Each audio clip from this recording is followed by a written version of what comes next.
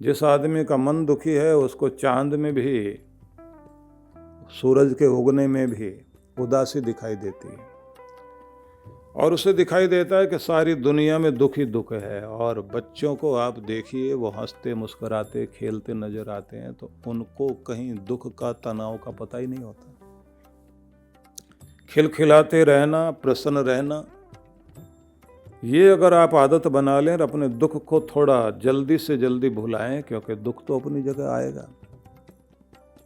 परमात्मा ने इस दुनिया को बनाया ही ऐसे, इसमें दो चीजें अपने कंट्रास्ट में रहती ही रहती हैं, और दोनों एक दूसरे के कारण ही अच्छी लगती हैं। दिन के कारण रात अच्छी लगती है, रात के कारण दिन अच्छा लगता है। ऐसे ही दुख के कारण ही सुख अच्छा लगता है। इसलिए कहते हैं दुख आता है सुख देने को, मन मूर्ख क्यों घबराता है।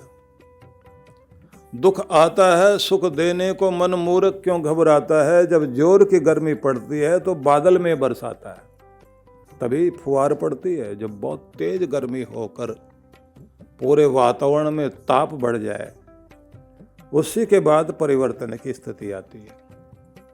नमक के कारण मीठा अच्छा लगता है, मीठे के कारण नमक अच्छा लगता है। गर्मी के कारण सर्दी अच्छी लगती है, सर्दी के कारण गर्मी अच्छी लगती है।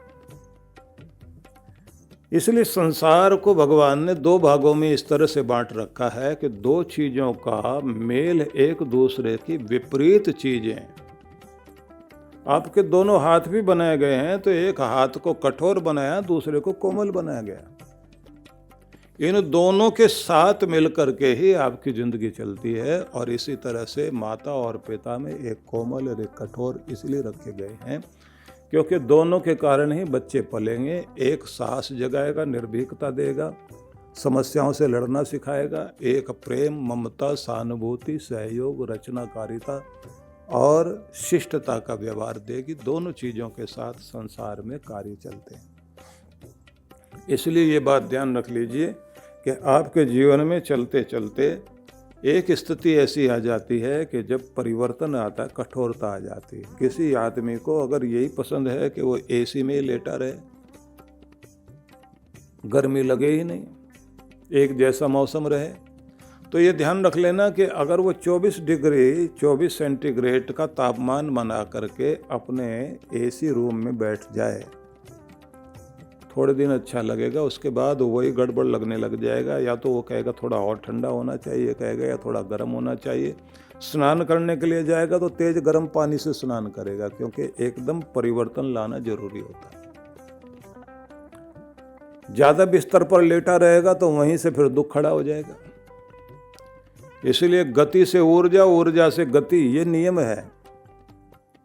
दौड़ोगे, दौड़ने से थकावट होगी, लेकिन दौड़ने से शक्ति भी आएगी। थकावट जो आएगी वही आपको फिर नई शक्ति भरेगी, फिर उठ करके दौड़ोगे। ये दोनों चीज़ें जीवन के साथ रहेगी। तो ये सच में मान लीजिए कि अगर सुख है तो दुख भी है, और दुख है तो सुख भी है। लेकिन आपको एक काम करना पड़ेगा कि आपकी सुई कहाँ अटकती है जाकर, दुख पर या सुख पर। ठहरे रहते हैं दुख पर, सपने देखते हैं सुख के। वर्तमान को दुख से जोड़ लेते हैं, भविष्य में सोचते हैं कभी सुख आएगा, ये काम हो जाए तब सुख आएगा।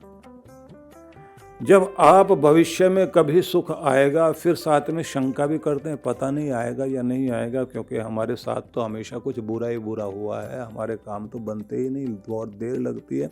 और जब बनते हैं तो ऐसे टाइम में जाके बनते हैं जब उसकी खुशी भी, मिलने के बाद भी खुशी नहीं रह जाती।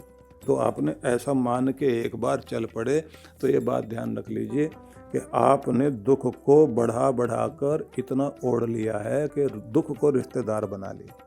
भूलिए, आगे बढ़िए और अपने एक एक जीवन के सुख के क्षणों को बढ़ाइए, दुख के नहीं।